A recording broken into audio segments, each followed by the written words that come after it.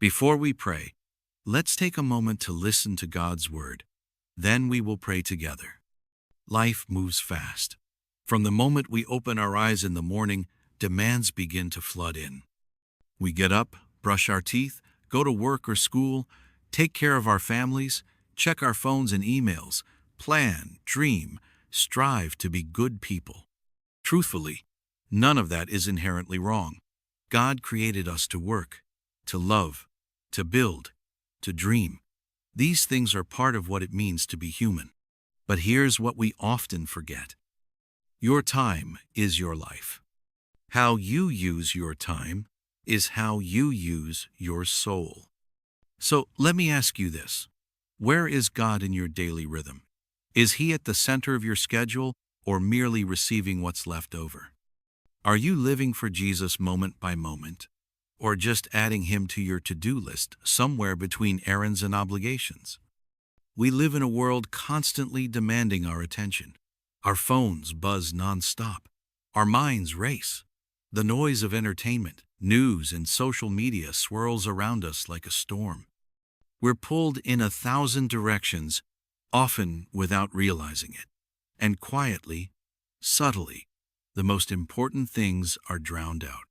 Yet in the midst of all this noise, I truly believe God is still speaking. He's calling us back to stillness. He's calling us back to Himself. The question is, are you listening? Hebrews 3:15 says, "Today, if you hear His voice, do not harden your hearts as you did in the rebellion." It doesn't say tomorrow or when things settle down. It says today, right now, in this very moment. Because the danger isn't just in rejecting God outright, it's in ignoring Him. A hardened heart doesn't form overnight.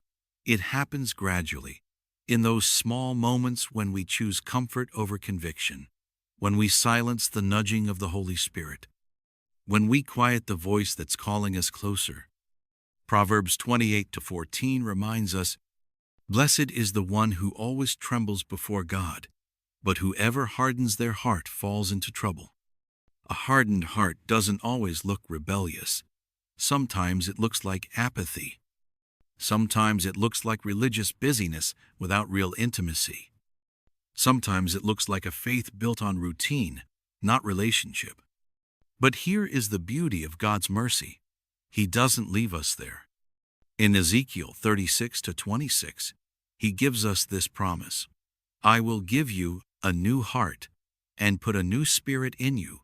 I will remove from you your heart of stone and give you a heart of flesh." What an incredible offer! God doesn't just want your time, He wants your heart. He wants your soul to come alive again, to soften, to awaken. From the very beginning, God's desire has always been to walk with us, dwell among us, be near to us. Even when we drift away, He keeps reaching toward us. Even when we're distracted, He keeps knocking. Even when we're tired, He waits patiently.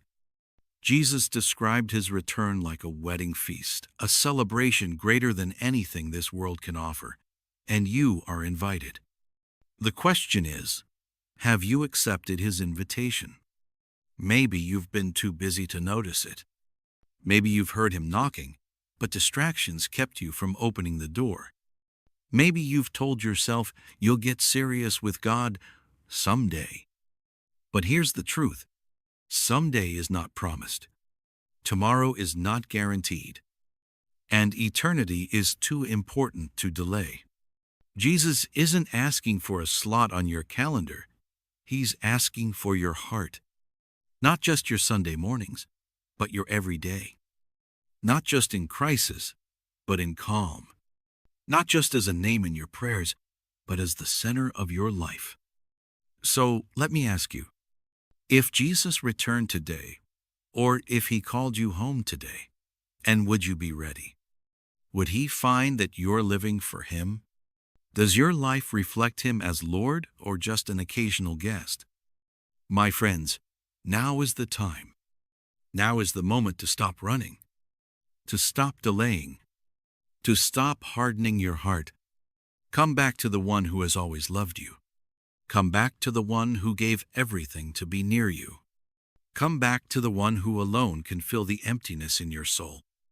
His invitation is still open, but it will not remain open forever. Today, if you hear his voice, do not harden your heart. Let him in. Let him comfort your weary soul. Let him breathe his life into you once more.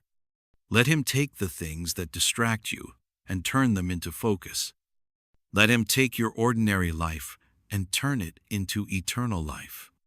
Because in the end, all the noise will fade. All the busyness will cease. All the pursuits will pass away. And all that will remain is him. Choose him today and every day after. Let us now take time to pray together. Heavenly Father, I come before you with a humble heart, not with pretense, not wearing a mask, no hiding, no excuses, just me as I truly am, broken, weary, and longing to draw near to you.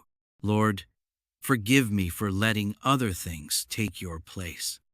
I've been distracted. I've been busy. I've chased the temporary and forgotten the eternal. I've allowed the noise of the world to drown out your still, small voice. I've lived as if tomorrow was guaranteed. But today, I hear your call. I don't want to harden my heart anymore. I don't want to delay another moment. Oh God, remove from me this heart of stone and give me a heart of flesh. A heart that feels, that reveres, that longs for your presence. I don't just want surface change. I need deep transformation. Cleanse me, restore me, revive me. I don't want to fit you into my schedule. I want you to be the center of my life. You are not just Savior. You are Lord. I surrender everything to you. My time, my dreams, my fears, my future. Lord Jesus, I believe you died for my sins and rose again to give me eternal life. I receive that gift of grace not because I deserve it, but because you love me unconditionally. From this day forward, teach me to hear your voice, to choose you above all else, to walk with you moment by moment, not out of duty, but out of love, not because of law, but because of relationship. Fill me with your Holy Spirit. Ignite in me a fire that never dies. Help me live with purpose, with awareness, with a heart set on you. And when my final days come, let me be found in you, steadfast, faithful, and ready. Lord, today I choose you, and tomorrow I will choose you again, day after day, until forever. In the name of Jesus Christ, I pray. Amen. If this prayer brought calm to your heart, consider coming back tomorrow morning to pray with us again. Let God meet you right where you are every single day.